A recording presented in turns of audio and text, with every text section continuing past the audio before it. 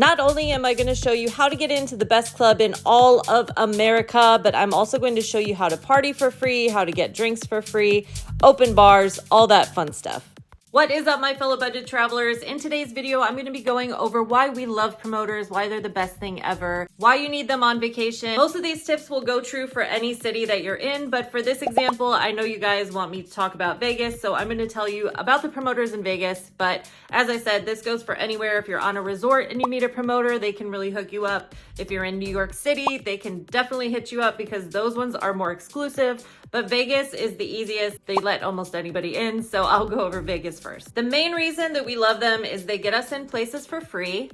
They get us free alcohol. There's usually an hour open bar or something like that. They let us know what's going on. They'll be like, listen, you're not gonna really like that party. I know it sounds fun, but you should do this instead. Or, hey, I know this guy's gonna be here, but guess who's the pop-up guest DJ over here? So promoters are basically your inside source for the good parties in town, so you're gonna wanna hang out with them. Now, let me explain a little bit about promoters. There's a couple different tiers. There's gonna be the main venue. So for example, in Las Vegas, it would be somewhere like Tao, right? There's Tao Group. They own, for example, Tao, the nightclub Tao. So you're gonna have the owners of the nightclub, and then you have the guys who they hire to promote the club. And then under these promoters, they're gonna have sub-promoters. And then under those sub-promoters, they're gonna have like streetwalkers. So they're gonna have people walking the streets, getting different numbers, and their job is just to put your name on the list. The other guy is gonna be the one who's actually in the club. And then there's the head guy, and he's gonna be taking charge of all the tables and that sort of thing most of the time. I used to be a promoter in New York City, so I know this world very well. I used to go out like all the time. Like I was out every night, guys. I was out every night. So that's how I became a promoter, because so many people would be out with me. Anyways, that's a story for another video. So let me break this down for you. First of all, you have the promoter who can get you into the club. So the promoter is going to get you on the guest list. This means you're in a guest list line. It's separate from general entry. It's more of an expedited line. So you're going to go ahead and go straight in. You don't have to pay. Second of all, they have the ones who have access to the happy hours. So you're gonna get a free open bar for like an hour, 2 hours. So they're getting you in for free, and they're getting you access to the open bar. So you're gonna get like a wristlet, so that way the bartenders know you're part of the open bar. And then there's the third who you get in for free, get access to the open bar. And then after the open bar, they're going to give you drink tickets because they have a bunch that they just hand out every night. So not only are you getting free entry, free open bar, they're also gonna give you more drink tickets to use that are usually good throughout the night. Then once you hit a higher tier, you have the guy who has the tables. His table is going to have bottles of alcohol. So he's going to be like, what do you want to drink? Have a seat. You can literally stay there the whole night and party with him if you want. You don't have to drink if you don't want to. The whole idea is you have a place that is not in the general area. It's like a VIP section. You can sit at the table. You're going to be able to take your heels off, dance on the couch if you want. A lot of times, not always, depends on the venue, but a lot of times you can dance on the couch. The whole idea is you're in an enclosed, safe area that no guys are gonna be like bothering you or hitting on you, which we love that. So then you have another level. So it's free entry, open bar, drink tickets, VIP section, and then DJ booth access. So this is going to be like higher up promoters that are hanging out, that they have a relationship with the DJ, or they have an area that they have sectioned off, or they have a table behind the DJ booth at some places. So you never know who you know until you know. So if you ask your promoter, hey, can you get me behind the DJ booth? Maybe they can, maybe they can't. It all depends on your relationship with them and what you look like and the night of the week it is and the DJ that it is. It all depends, guys. There's a lot of factors that goes into this. You're going to want to try and get one of these sub promoters because they have the most influence over what's happening that actual night, because they're going to be the actual ones in the club. So how I suggest you do this is look on TikTok, look on Instagram. They're gonna be really easy to find. You just Google promoter for Tao, for example, and they're going to pop up. You're gonna be able to get a vibe of what they're like through their social media. What kind of people do they hang out with? What kind of vibe is the table like at those clubs? What type of vibe is that club in general? Because they're gonna have it all over their stories, all over their pages. It's gonna be really easy to be like, okay, is he legit or is he like shady? Like that guy looks shady, you know, because there are shady promoters, let's be real, but most of them are not shady. So we're gonna go with that. Now, the key to finding your success with a promoter is who has the best open bars, who's gonna give you access to getting all your friends in, or what's the ratio with like guys to girls. Everybody kind of has a different vibe to them. You don't have to go on the list. You can just kind of talk back and forth with a promoter before you commit to being with them. For example, maybe one promoter is like, hey, come here tonight. There's open bar from this time to this time and you get free drink tickets, versus the other promoter is like, hey, come here tonight. And there's no open bar, no drink tickets or anything. So if you guys are looking to have a really good time, I would stick with the promoter who's got the hookups with like the tickets and the open bars versus just getting you in. Well, maybe this guy could get you in where Tiesto's playing and the other guy has just like a house DJ that's playing that night. You can always start there and then jump over to there. In that case, that's the only reason I would say it's okay to be on two separate lists, because they're two people who are not like related in the same genre, if that makes sense. The last thing you want to do is get on multiple lists from multiple promoters, because it's going to cause a problem at the door. Trust me, they're going to hate you. They're not going to put you on the list for the next day. That is 100%, because they will hate you, because they're going to see your name on Joe's list and Bob's list and, you know, Justin's list. That is a big no-no. And honestly, they're probably going to cancel your reservation before you even show up to the club. The nice thing about that community, especially something like Las Vegas, is it's a small community. So if you're trying to get into, you know, Tiesto's here at Zouk or something going on, but you have the guy's number for Tao, so you could say, hey, do you know somebody at Zouk tonight? I'm trying to go see Tiesto. And he'll be like, hey, let me hook you up with my guy.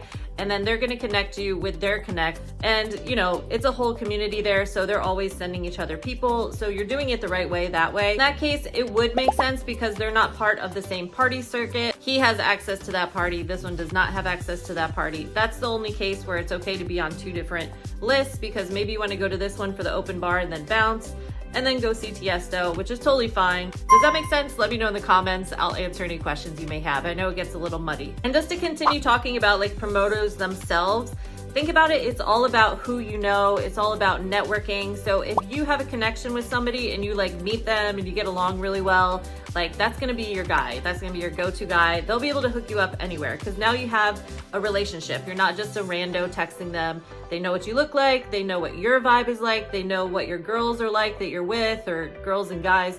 They know your situation versus just like texting random people. So it's always better to have that connection because they're always going to have that text log. So the next time you're in Vegas, they're going to be like, oh yeah, Jessica, she was with like 5 other girls. Okay, cool. Yeah, I remember that.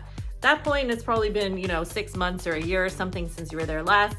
Maybe they're higher up in the hierarchy. They have more pull. So it's all about like networking, and who you know matters. If you haven't met with them yet, it always helps to like send your photo, especially if you guys are like a group of girls, because sometimes they'll get you access to the table. So if they know that you're a group of girls that are dressing well, they might be able to get you behind the DJ booth. Again, it's all how you vibe with the promoter themselves. It really depends on the venue and the DJ who's playing, what they can get you. For example, if it's Zed or somebody like really popular at Omnia, they're probably not going to be able to get you behind the DJ booth because Zed's already brought a lot of people and people go there just to see him. So they're already back there, but it just depends. Like I've had promoters ask me to party with them before we go to the club, but a lot of times I'm in Vegas, so I want to be in Vegas and hang out in Vegas. It's not like all about the party for me. I want to like see the Venetian and see Fontainebleau and stuff like that.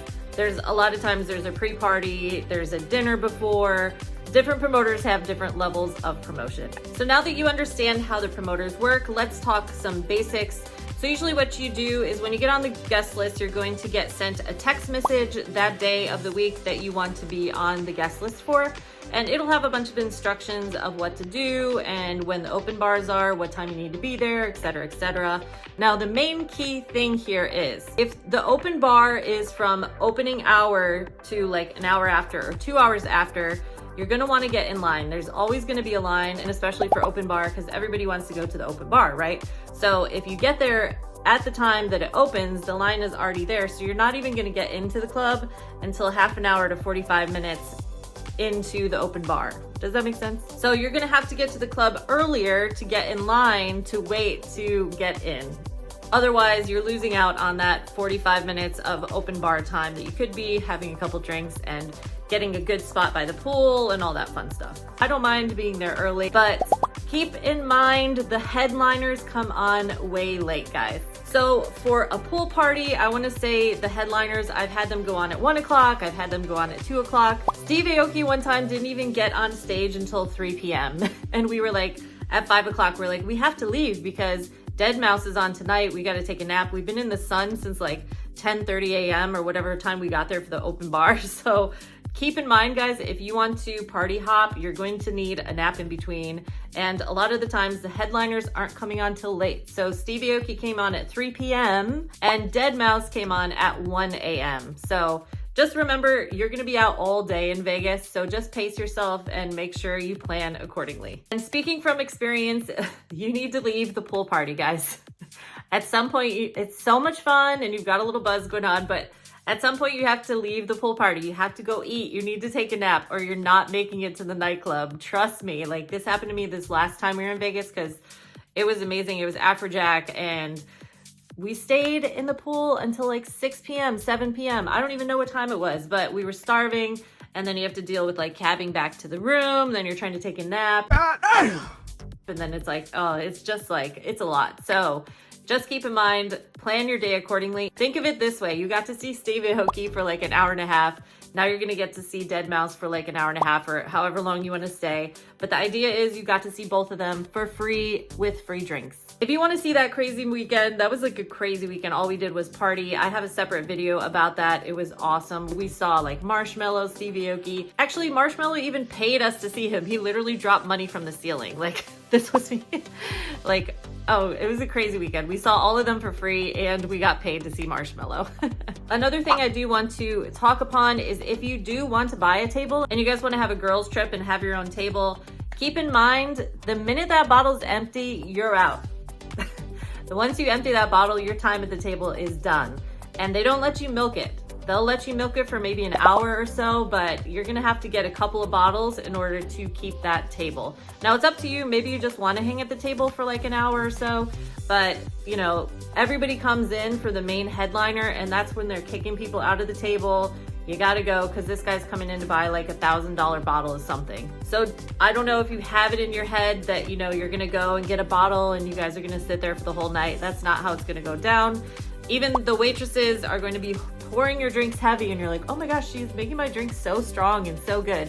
No, it's to get you off the table. She's like, that bottle's empty. You want another one or are you leaving? Just don't be surprised when it happens. Now, if you're at the table with a promoter, it's totally different. They have that table for the night. So a lot of times they'll even have people come in and like buy a bottle to sit at the table. You can do something like that too if you want to have a bottle with your promoter. Again, every promoter is different, every like venue is different. Just throwing that out there too. And keep in mind that that promoting world is constantly changing. And for example, now they have an app for Tao, I know. So you have to get on the Tao app when you're going to access the guest list. So your promoter is going to send you a link that gets you a QR code.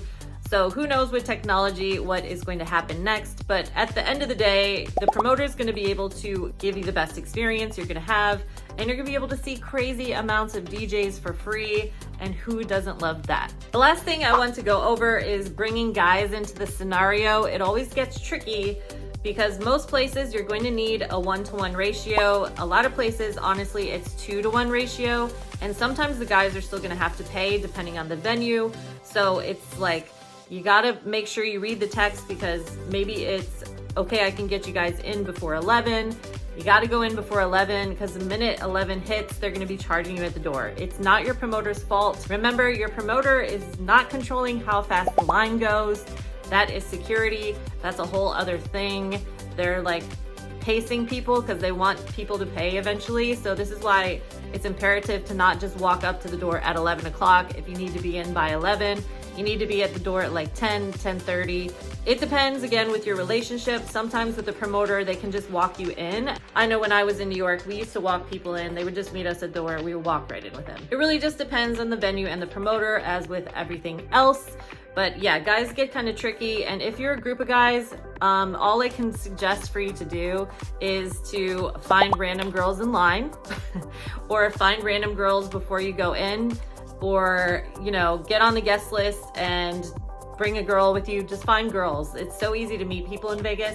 Even if you don't talk to them for the rest of the night, or you could offer to buy them a drink or something. A $15 drink is much less than a $50 cover charge if you think of it that way.